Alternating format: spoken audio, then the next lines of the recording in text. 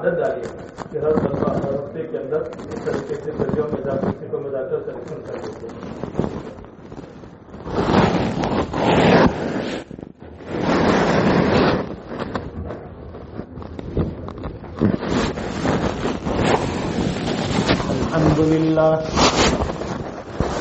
الحمد لله الذي هدانا لهذا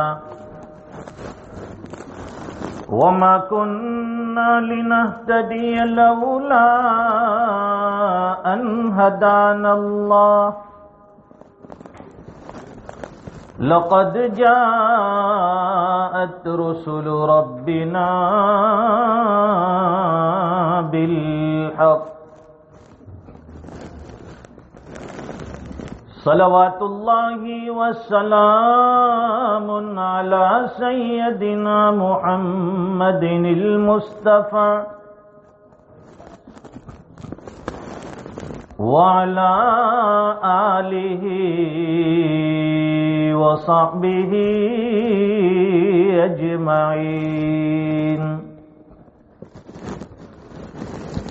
أما بعد فأعوذ بالله من الشيطان الرجيم.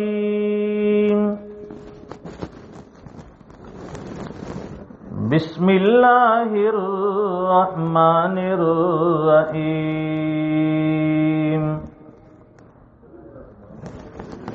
كذب أصحاب الأيكة المرسلين إذ قال لهم شعيب ألا تتقون إني لكم رسول أمين. صدق الله العظيم. اللهم صل على سيدنا ومولانا محمد وعلى آل سيدنا محمد وبارك وسلم. قرآن کریم میں اللہ تعالیٰ نے مختلف اقوام کے حالات اور نبیوں کے ساتھ انہوں نے جو نارواں اور نازیبا حرکتیں کی اس کا کھل کر تذکرہ کیا ہے. یہاں ایک قوم جس کا ذکر قرآن کریم کے اس رکوع میں اللہ فرما رہے ہیں کذب اصحاب الایکۃ المرسلین، کہ ایکا والوں نے رسول اور نبی کی نافرمانی کی. اصحاب ایکا سے مراد کون ہیں؟ تو مفسرین کا خیال یہ ہے کہ اس سے مراد حضرت شعیب علیہ السلام کی قوم، اور یہ لوگ مدین کے قرب و جوار میں آباد تھے. حجاز اور شام اس علاقے میں یہ قوم آباد تھی. اور ایکا سے مراد جنگل اور گھنے درختوں کو کہتے ہیں جہاں درختوں کے جھنڈ ہو، اور ایسے بیابان اور جنگل جہاں درختوں کے جھنڈ ہوتے ہیں وہاں سورج کی کرنوں کو بھی زمین پر پڑنے کے لیے انتظار کرنا پڑتا ہے ہواؤں کے جھونکے کا. درخت اتنے گھنے اور پھیلے ہوتے ہیں کہ وہ کرنیں بھی زمین پر نہیں گرتی. تو یہاں اصحاب ایکا جو گھنے درختوں والے بیابان اور جنگل میں گھنے درخت تھے، یہاں بتلانا یہ ہے کہ اللہ تعالیٰ نے ان کو بہت سی نعمتوں سے نوازا تھا.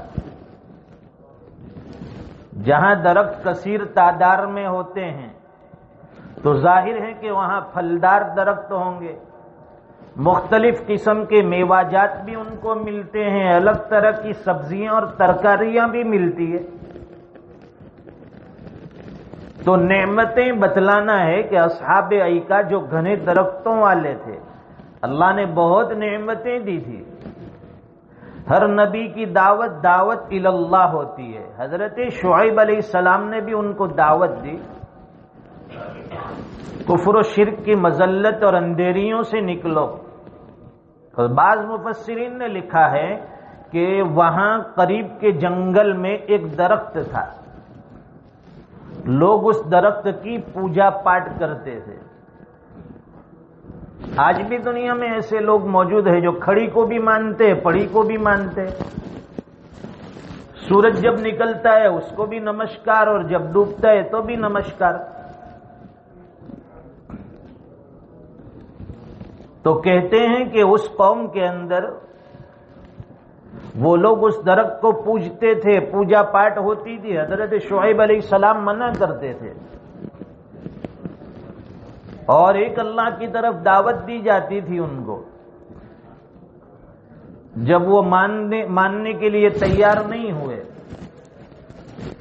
تو ظاہر ہے کہ جب مانتے نہیں ہیں تو پھر اللہ کی طرف سے گرفت آتی ہے، پکڑ آتی ہے۔ قرآن کریم کی اس آیت میں اللہ فرماتے ہیں کذب اصحاب الایکۃ المرسلین، ایکا والوں نے رسول کو جٹلایا، حضرت شعیب علیہ السلام کی تکذیب کی۔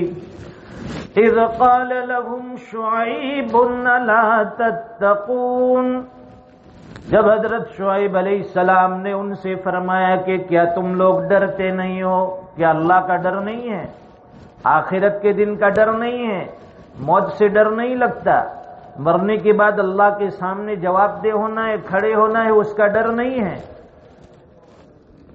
حضرت شعیب علیہ السلام نے ان کو ڈرایا،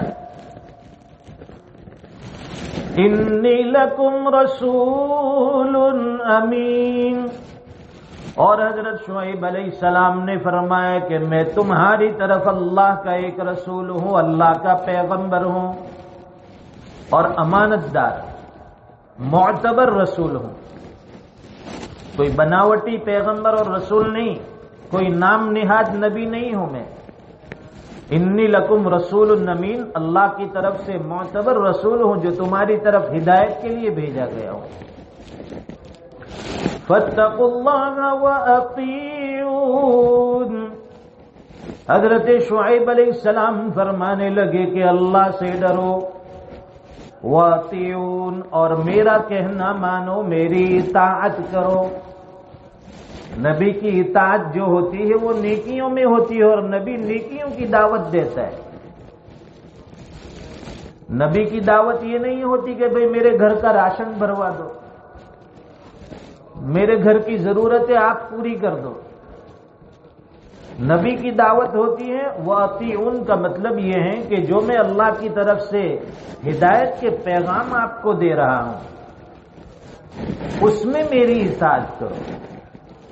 اور لوگوں کے ذہن میں یہ سوال ہوتا ہے، ہر زمانے میں لوگ سوچتے ہیں کہ اس سے ان کا کوئی مقصد ہوگا، کوئی غرض وابستہ ہوگی، کہیں مال بٹورنے کی یہ اسکیم تو نہیں ہے۔ تو نبیوں کے ساتھ ہی ان کا ایسا گمان تھا، اس لیے آگے اللہ فرما رہے ہیں وَمَا أَسْأَلُكُمْ عَلَيْهِ مِنْ أَجْرٍ، حضرت شعیب علیہ السلام نے اپنی قوم سے فرمایا کہ اس دعوت کے اوپر میں آپ سے کوئی اجر نہیں چاہتا، کوئی مزدوری نہیں مانگتا، مجھے کوئی پیسے نہیں چاہیے، مال نہیں چاہیے، میں کوئی مال اور جاہ کا طلبگار نہیں ہوں۔ ان اجری الا علی رب العالمین، کہ بے شک میرا اجر تو عالمین کے رب کے اوپر ہے، اللہ کی طرف سے مجھے اس کا اجر ملنا ہے۔ میں جو یہ نیکی کا کام کر رہا ہوں، تو میں دعوت دے رہا ہوں، اس کے اوپر مجھے اجر دنیا میں نہیں چاہیے، اللہ کی طرف سے مجھے اجر ملنے والا ہے جو عالمین کا رب ہے۔ ہر قوم کے اندر کچھ برائیاں ہوتی ہے، کچھ کمزوریاں ہوتی ہے جس پر ان کی پکڑ کی جاتی ہے۔ تو قرآن کریم نے اس زمانے کے اندر جو برائیاں تھیں اس کو نبی آخر الزماں صلی اللہ علیہ وسلم کی لسان مبارک پر جاری کیا، قرآن کے انداز میں، کلام اللہ کا اور زبان رسول اللہ کی. اور وہ ہمیں اس لیے بتایا جا رہا ہے کہ کہیں ان لوگوں نے جو غلطی کی تھی وہ غلطی تم نہ دہراؤ. اگر تم نے بھی وہی غلطی دہرائی تو اس قوم کا جو انجام ہوا تھا تمہارا بھی ہو سکتا ہے. ان کے اوپر پکڑ جو آئی تھی یہاں بھی آ سکتی ہے. فرمایا اوفوا الکیل ولا تکونوا من المخسرین،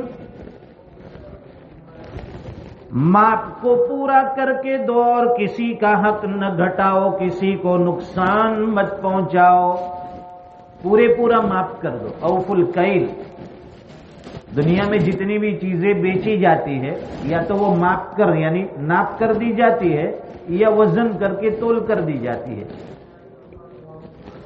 کپڑا ہے تو گز کے حساب سے ماپا جائے، زمین ہے تو اس کو ماپ کر دی جائے، اور دوسری چیزیں ہیں تو وہ تول کر دی جاتی ہے. یہ دو چیزیں ہیں اصل میں خرید و فروخت، یا تو ناپ کر دیا جائے یا تول کر دیا جائے. لیکن گردش زمانے میں الگ الگ انداز سے لوگ خرید و فروخت کرتے ہیں، تجارت کرتے ہیں. اور ہمارے دور میں بہت سی چیزیں عددی بھی ہے، گن کر دی جاتی ہے. انڈا ہے تو کوئی وزن کر کے نہیں دیتا کہ بھائی یہ لو 500 kg یا 500 گرام، وہ عددی 1 2 3 10 20 وہ عددی. اسی طرح پھل بعض جگہ کے اوپر وہ وزن کر کے دیے جاتے ہیں اور بعض جگہ گن کر دیے جاتے ہیں. بھائی 1 پاؤنڈ میں 2، یہ عدد یعنی گن کر دینا. تو قرآن کریم نے جس انداز میں بھی ہو آپ تجارت کرو، فرمایا کہ اس کو ماپ کر ہو یا تول کر ہو یا جس انداز سے بھی ہو ٹھیک ٹھیک کر کے دو. اب جب عددی چیز ہوتی ہے تو اس میں نقصان کیا ہوتا ہے کہ اس میں خرید و فروخت کرنے والے میں کبھی کبھی نزاع اور جھگڑا پڑ جاتا ہے. جیسے کہ انڈے آپ لے رہے ہیں وہ گن کر دے گا، پھل لے رہے ہیں اگر وہ گن کر دے رہا ہے تو خریدنے والا یہ چاہتا ہے کہ میں بڑے بڑے پھل جو ہے ٹوکری سے نکال لو، باکس سے نکال لو، اور بیچنے والا ہے وہ یہ چاہتا ہے کہ میں چھوٹے چھوٹے اس کو دے دوں. آپ اس کو کہتے بھی جائیں گے موٹا موٹا، آپ جو اندر سے ان کے موٹا جو ہے بڑے بڑے دینا، تو وہ 2-4 آپ کو دکھانے کے لیے بڑے ڈال دے گا اور دوسرے 2-3 چھوٹے بھی ڈال دے گا. پھر وہاں جھگڑا ہوتا ہے کہ بھائی مجھے نہیں چاہیے، میں نے پہلے شرط کی تھی کہ بڑے بڑے نکال کے دینا. انڈے بھی بڑے چھوٹے مکس آئیں گے تو گننے میں یہ تکلیف ہے، کبھی جھگڑا ہو جاتا ہے. تو اگر وزن کر کے دیا جائے تو کوئی جھگڑا نہیں. 1 کلو کے اندر جتنے آنے والے ہیں چھوٹے ہو یا بڑے، نہ یہ ناراض ہے نہ وہ ناراض. اور معاف کر دینے کی بھی یہی چیز ہے. فرمایا اوفوا الکیل ولا تکونوا من المخسرین، کہ پورے پورا ناپ کر دو اور اس میں نقصان نہ کرو، کسی کا نقصان کرنے والے مت بنو. وزنوا بالقسطاس المستقیم، اور سیدھی ترازو سے وزن کر کے دو. ہر زمانے میں وزن کا انداز بدلا. پہلے جو ہے 2 طرف پلڑے ہوتے تھے اور اسے وزن کر کے دیا جاتا تھا. جھک گیا تو سمجھو کہ ہو گیا.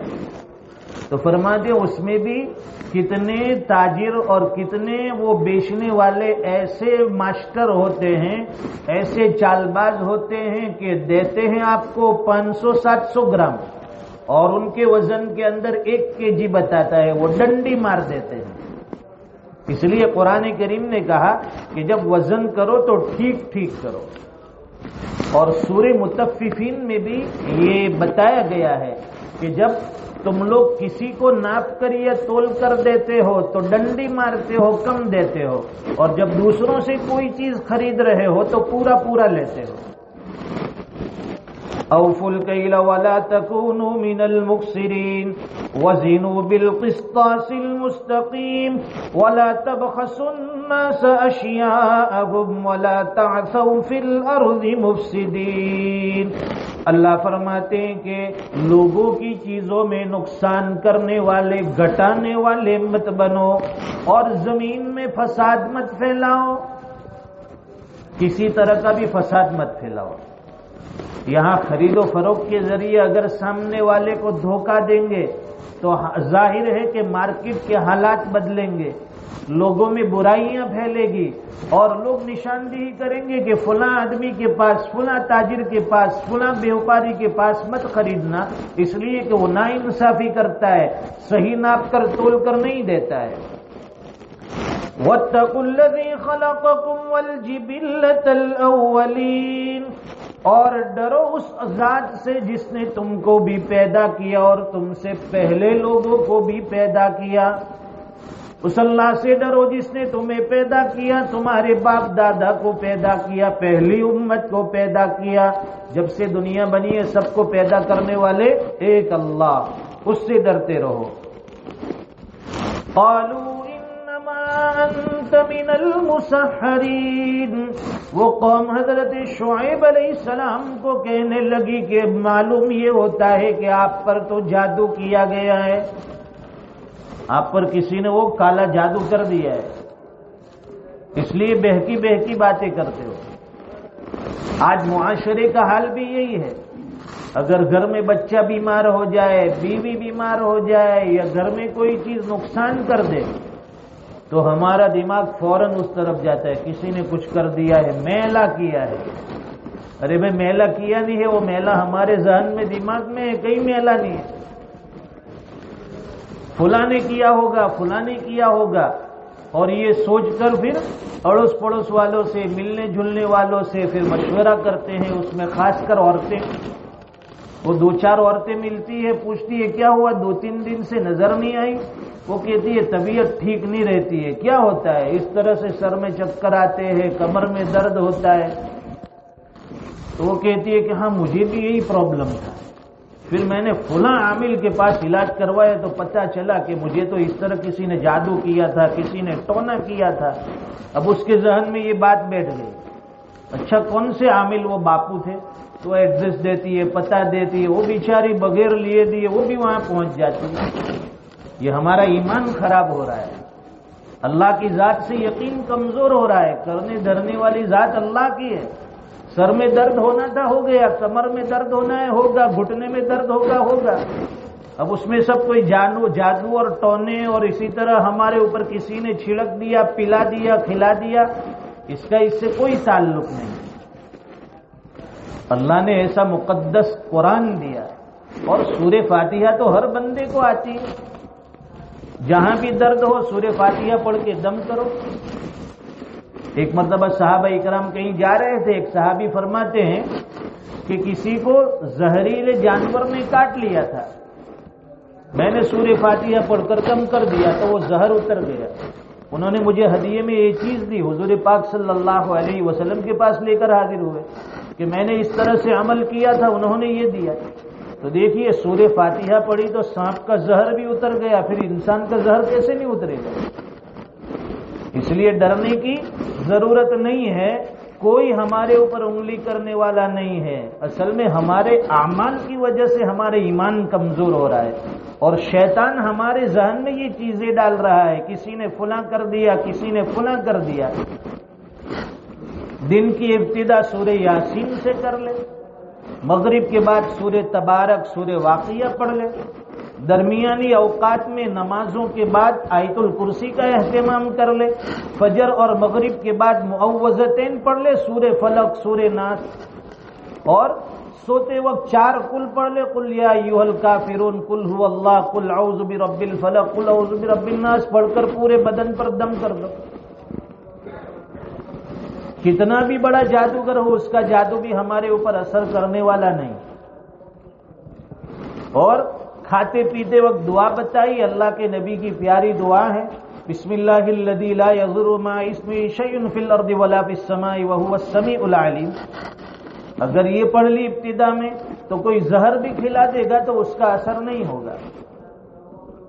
یہ صحابی رسول کے ساتھ یہ واقعہ پیش آیا تھا، انہوں نے کہا تھا کہ اس میں پڑیا میں زہر ہے، اور یہ زہر ایسی ہے کہ پانی میں ملا دیا جائے تو پورے قلعے والے ختم ہو جائیں گے، اتنا پاورفل یہ زہر ہے، اس کا اثر ہوتا ہے۔ تو وہ صحابی کہنے لگے کہ اگر اللہ نے مقدر میں موت نہیں لکھی ہے تو نہیں آئے گی، یہ زہر کیا چیز ہے؟ وہ یہودی کہنے لگے کہ اگر تم کو اتنا ہی دعویٰ ہے، اپنے ایمان پر اتنا ہی بھروسہ ہے تو اسے کھا کر دیکھو۔ اس صحابی نے بسم اللہ الذی لا یضر پڑھ کر وہ پوڑیا کھا لی زہر کی، پانی پی لیا، کچھ بھی نہیں ہوا۔ وہ دیکھ کر حیران ہے وہ یہودی بھی۔ تو فرماتے کہ اصل میں ہمارا ایمان کمزور ہو گیا ہے، اللہ کی ذات کا یقین کمزور ہو گیا ہے۔ کرنے دھرنے والی ذات اللہ کی ہے، لیکن ہم نے مخلوق کو نفع نقصان کا مالک سمجھ لیا، اس وجہ سے یہ حالات ہیں۔ وَمَا أَنْتَ إِلَّا بَشَرٌ مِثْلُنَا، وہ کہنے لگے کہ ہم تو آپ کو ہماری طرح ایک انسان ہی دیکھتے ہیں، آپ بھی ہماری طرح ایک انسان ہو۔ حضرت شعیب علیہ السلام کو کہنے لگے جیسے ہم کھاتے ہیں آپ بھی کھانا کھاتے ہو، آپ سوتے ہیں ہم بھی سوتے ہیں، آپ جیسی زندگی گزار رہے ہم بھی ایسے، ہماری طرح آپ بھی ایک انسان ہی ہو۔ وَإِن نَّظُنُّكَ لَمِنَ الْكَاذِبِينَ، اور ہمارا خیال تو یہ ہے کہ آپ جھوٹے ہیں۔ حضرت شعیب علیہ السلام کو جھوٹا کہنے لگے کہ آپ یہ سب بناوٹی باتیں کر رہے ہیں، اس کی کوئی حقیقت نہیں۔ اور بہت بڑی بات کہہ دی انہوں نے، فَأَسْقِطْ عَلَيْنَا كِسَفًا مِّنَ السَّمَاءِ إِن كُنتَ مِنَ الصَّادِقِينَ، اگر آپ اپنے دعوے میں سچے ہیں تو آسمان کا کوئی ٹکڑا ہم پر لا کر گرا دیجئے۔ عذاب مانگ رہے، شعیب علیہ السلام سے کہہ رہے کہ اگر آپ اپنے دعوے میں سچے ہو تو آسمان کا کوئی ٹکڑا ہم پر گرا دو، جو آپ کی صداقت کی دلیل ہو کہ آپ صحیح کہہ رہے۔ قال ربی اعلم بما تعملون، کہنے لگے کہ میرا رب خوب جانتا ہے جو کچھ تم کہتے ہو یا کرتے ہو۔ فَكَذَّبُوهُ فَأَخَذَهُمْ عَذَابُ يَوْمِ الظُّلَّةِ، انہوں نے نبی کو جھٹلایا، نتیجہ یہ ہوا کہ ان کو ایک گھنے دن کے گھنے سائبان والے عذاب نے پکڑ لیا، سائبان والے دن کے عذاب نے ان کو پکڑ لیا۔ إِنَّهُ كَانَ عَذَابَ يَوْمٍ عَظِيمٍ، جو ایک بڑے دن کا عذاب تھا ان کے اوپر عذاب آیا۔ کیا عذاب آیا؟ کہ بستی کے اندر خوب گرمی پھیل گئی، جہاں دیکھو گرمی گرمی گرمی گرمی، اور ایسی گرمی جو ناقابل برداشت بن گئی۔ ایک گرمی ایک حد تک انسان برداشت کر سکتا ہے، جیسے ہمارے ایشیائی ملکوں میں ہوتی ہے، اوور 45 اوور 50 آدمی برداشت کر لیتا ہے، لیکن جب حد سے زیادہ گرمی ہو جائے تو آدمی کے لیے برداشت کرنا مشکل۔ کئی دن تک مسلسل اس طرح گرمی، شدید گرمی۔ اب قوم جو تھی پریشان تھی گرمی سے، نہ گھر میں چین ہے نہ باہر چین ہے، کرتی تو کیا کرتی، سوچ رہے ہیں کہ کیا اس کا حل ہے۔ بس ایک دن ایسا ہوا کہ آسمان کے اوپر کالے اور گھنے بادل نظر آئے، جو ان کے قریب میں جنگل تھا، اس جنگل میں سارے گھنے بادل پھیل گئے میدان میں، اور اس بادل کے نیچے ٹھنڈی ٹھنڈی ہوائیں چلنے لگی۔ اب قوم یہ سمجھنے لگی کہ جب شدید گرمی ہوتی ہے اس کے بعد بارش بھی ہوتی ہے، کئی دنوں سے گرمی تھی تو اب بارش ہونے والی ہے، اور ٹھنڈی ہوائیں بھی علامت ہے اس کی کہ اب بارش ہوگی۔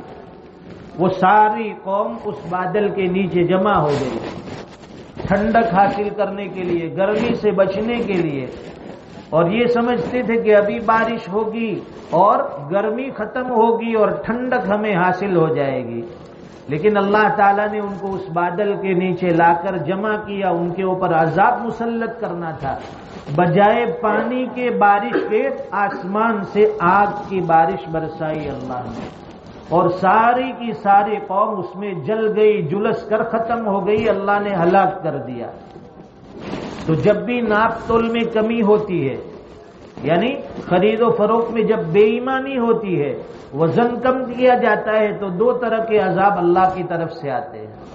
ایک تو یہ عذاب آتا ہے کہ اللہ تعالیٰ آسمان سے بارش روک دیتے ہیں، قحط سالی ہوتی ہے، اور سوچیے کہ بارش بھی ہو بھی گئی تو بارش اس کھیتی کے لیے، زراعت کے لیے نفع مند نہیں ہوتی، بلکہ جتنا اگا ہوا ہے اس کو بھی بہا کر لے جاتی ہے، نقصان دہ بارش۔ اور کبھی کبھی اللہ تعالیٰ زلزلہ بھی لاتے ہیں، دھرتی کم دیتے ہیں۔ تو اس قوم نے جب نافرمانی کی اور اسی طرح خرید و فروخت، بیع و شراء کے اندر اس طرح سے دھوکہ دیا، اللہ تعالیٰ نے ان کو ایک بادل کے نیچے جمع کیا، آگ کی بارش برسائی اور ختم کر دیا۔ ان فی ذلک لآیہ، بے شک اس میں اللہ کی قدرت کی ایک بڑی نشانی ہے۔ وما کان اکثرهم مؤمنین، لیکن اکثر لوگ اس کو نہیں جانتے، اس پر ایمان نہیں لاتے۔ وَإِنَّ رَبَّكَ لَهُوَ الْعَزِيزُ الرَّحِيمُ، اور بے شک آپ کا پروردگار زبردست رحم کرنے والا ہے۔ عذاب کے بعد رحم کا ذکر ہے، یہاں عذاب کا ذکر ہے کہ عذاب جو ہے اللہ کی قدرت کی نشانی ہے، لیکن آخر میں جو یہ آیت لائے کہ اللہ تعالیٰ زبردست رحم کرنے والا ہے، تو حقیقت میں اللہ تعالیٰ بڑے رحیم ہیں، بڑے کریم ہیں، اور یہ حالات اور عذاب جو آتے ہیں انسان کے اعمال بد کی وجہ سے، ان کے کرتوتوں کی وجہ سے۔ انہوں نے خود عذاب مانگا تھا کہ عذاب لا کر بتائے، اللہ کی طرف سے عذاب آ گیا۔ اللہ تعالیٰ ہمیں اپنی نافرمانی سے بچائے، اور حق تعالی شان ہو ہمیں بھی کفر اور شرک کی برائیوں سے، مذمتوں سے اللہ تعالیٰ حفاظت فرمائے۔ درود شریف پڑھے اور دعا کریں۔ اللهم صل على سيدنا ومولانا محمد وبارك وسلم۔ ربنا آتنا في الدنيا حسنة وفي الآخرة حسنة وقنا عذاب النار۔ الہ العالمین ہم سب کے گناہوں کو معاف فرما، ماضی میں جتنے بھی گناہ ہوئے، صغیرہ کبیرہ، جان کر انجان کر، چھوٹے بڑے، ہر قسم کے گناہوں کو معاف فرما۔ جن گناہوں کو گناہ سمجھ کر کیا اسے بھی معاف کر دے، جن گناہوں کو گناہ ہم نے نہیں سمجھا ہے اللہ اسے بھی معاف کر دے۔ آنے والی زندگی کو گزری ہوئی زندگی کا کفارہ بنا دے، آنے والے وقت کو گزرے ہوئے وقت سے بہتر فرما۔ ہماری عمروں میں، علوم و رزق میں برکتیں عطا فرما، صحت عافیت تندرستی والی زندگی عطا فرما۔ ہر قسم کی چھوٹی بڑی برائیوں سے، فتنے سے، آزمائشوں سے ہمارے اہل خانہ کی پوری امت کی حفاظت فرما۔ اے اللہ دین کی نسبت پر بیٹھنا قبول فرما، سننا سنانا منظور فرما۔ اٹھے ہوئے ہاتھوں کو اے اللہ نامراد نہ لوٹا۔ اے اللہ جتنے لوگوں نے ہاتھ اٹھائے ہیں سب کی مانگتیں پوری فرما، سب کی مرادیں پوری فرما، سب کی حاجتوں کو پورا فرما۔ اے اللہ اس امید پر بیٹھے ہیں کہ یہ رمضان کا مبارک مہینہ چل رہا ہے، قرآن کریم سمجھایا جا رہا ہے، دین کی باتیں ہو رہی ہے، اللہ اور اس کے رسول کی باتیں کی جا رہی ہے۔ اے اللہ یہ سن کر دل پر اثر ہوگا، ہمارے نام اعمال میں نیکیاں لکھی جائے گی، اور اس کے بعد دعائیں بھی ہوگی۔ پیارے اللہ اس امید کو لے کر یہ سارے لوگ یہاں بیٹھے ہیں، گھروں میں ماں بہنیں بھی بیٹھ کر سن رہی ہے، ہاتھ اٹھا کر دعائیں مانگ رہی ہے۔ اے اللہ ہر ایک کی مانگتیں پوری فرما، ہم سب سے آپ راضی اور خوش ہو جائے، ہمیں ایسے اعمال کی توفیق عطا فرما جس سے آپ راضی ہو جائے، ایسے اعمال سے ہماری حفاظت فرما جس سے آپ ناراض ہو جائے، نفس اور شیطان کی مکاریوں سے حفاظت فرما۔ پیارے اللہ 100% نمازوں کا پابند بنا، قرآن کریم کی تلاوت کا جذبہ عطا فرما۔ اے اللہ کاروبار کرنے والوں کے کاروبار میں برکت عطا فرما، جس کا جو جائز اور حلال پیشہ ہو اس میں انہیں خوب برکتیں عطا فرما۔ اے اللہ دین کے نام پر خرچ کرنے کا جذبہ عطا فرما، آپ کے نام پر اے اللہ لوگوں کی ضرورتیں پورا کرنے کے لیے ہمیں قبول فرما۔ ہماری مسجدوں کو آباد فرما، اس کے آباد کرنے والوں کو آباد فرما۔ اطراف و جوانب میں جتنے بھی مکان ہیں پیارے اللہ سب کے ساتھ بھلائی کا خیر کا معاملہ فرما۔ اے اللہ مسجد کا ادب احترام نصیب فرما، مسجد کی بے ادبی سے حفاظت فرما، علماء کا قدردان بنا دے، ان کے علوم سے صحیح استفادہ کرنے والا بنا دے، ان سے سچی اور پکی محبت اور عقیدت ہمیں نصیب فرما۔ اے اللہ زبان کی، آنکھوں کے، جسم کے جن جن اعضاء سے گناہوں کا صدور ہوا ہے معاف فرما، آئندہ ان اجزاء سے گناہوں کا صدور نہ ہو۔ اے اللہ ایسی چیزوں سے گناہ ہو جائے، ایسی چیزوں سے ہماری حفاظت فرما دے، آپ کی نصرت اور مدد شامل حال فرما، نسلوں میں دین زندہ فرما، دین کے لیے ہم سب کو قبول فرما، اے اللہ اٹھے ہوئے ہاتھ کو قبول فرما۔